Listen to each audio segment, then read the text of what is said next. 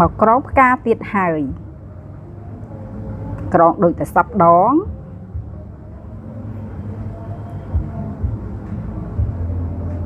តែថ្ងៃនេះមកក្រងតែមកភួងទេពុកម៉ែបងប្អូន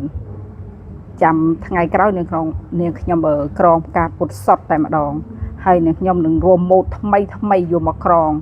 ដោយលេងជាមួយនឹងស្លឹកឈើនាងខ្ញុំឃើញគេស្លកក្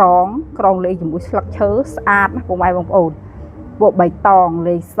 ស្អាតមែនទែនតែម្ដងតែនាងខ្ញុំកំពុងតែរត់នឹកថាតើយើងគួរដាក់រំយោលអ្វីដើម្បីឲ្យមានភាពទាក់ទាញណាយើងធ្លាប់តែក្រងផ្កាពុតចឹងទៅយើងអាចដាក់ការទំហូរឬក៏ផ្កាប្រភេទនេះបានតែដល់ទៅពេលយើងក្រងលេងស្លឹកឈើអញ្ចឹងយើងមិនតាន់ដឹងថាតើយើងយករំយោលអ្វីយកមកដាក់ឲ្យត្រូវឲ្យសមហើយនឹងខ្ញុំឃើញមាន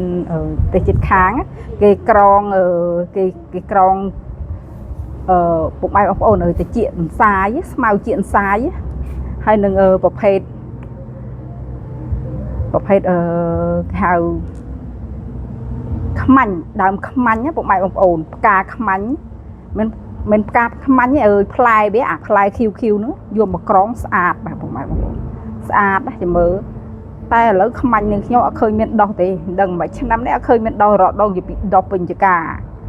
ដល់ពេលឆ្នាំនេះអត់ឃើញមានខ្មាញ់ដុះដូចដោយឆ្នាំដោយទំនាញវាមិនដឹងទេសម្បូរណានៅចកានេះខ្ញុំដើមខ្មាញ់ប្រក់ផ្លែអីតែឆ្នាំនេះអត់ឃើញមានដុះទេឃើញមានតែស្មៅតិចអន្សាយបើស្មៅតិចអន្សាយដុះច្រើនហើយតិចស្មៅជាអន្សាយហ្នឹងយើងអាចក្រងបានដែរផ្កាវាដូចតែផ្កាទំហូរដែរគ្រាន់តែថាវាមានលក្ខណៈតូចជាងតូចសច្រើនមែនទែនស្មៅជាអន្សាយច្រើនណាស់នេះខ្ញុំមិនដែលបានឃើញទើបតែដឹងថាស្មៅជាអន្សាយហ្នឹងគេអាចក្រងបានដែរទៅអាទេសចិត្តខាងវាបកាយចម្លងបកាយធ្វើយើងភាកច្រើនសពថ្ងៃរបស់អញ្ចឹងពុកម៉ែបងប្អូនយើងបំភ្លេចចោលយើងអត់សូវនឹកនេទេតែឥឡូវដោយសារតែយើងចាប់ផ្ដើមមកធ្វើអីចឹងទៅមានអ្នកបូជាផ្កាអីវិញជំនាន់មុនយើងភាកច្រើនទៅវត្តអីយើងដាក់តែច័ន្ទធូរអីទេមិនសូវជាប្រើផ្កាក្រងប្រហែលនេះតែសម័យបច្ចុប្បន្នគឺគេនិយមផ្កាក្រងច្រើនហើយចាំមើលនេះខ្ញុំដល់រដូវកាន់បិណ្ឌសម្បូរផ្កាដល់ពេលហ្នឹងនឹងខ្ញុំបានក្រងពេញដៃតែម្ដង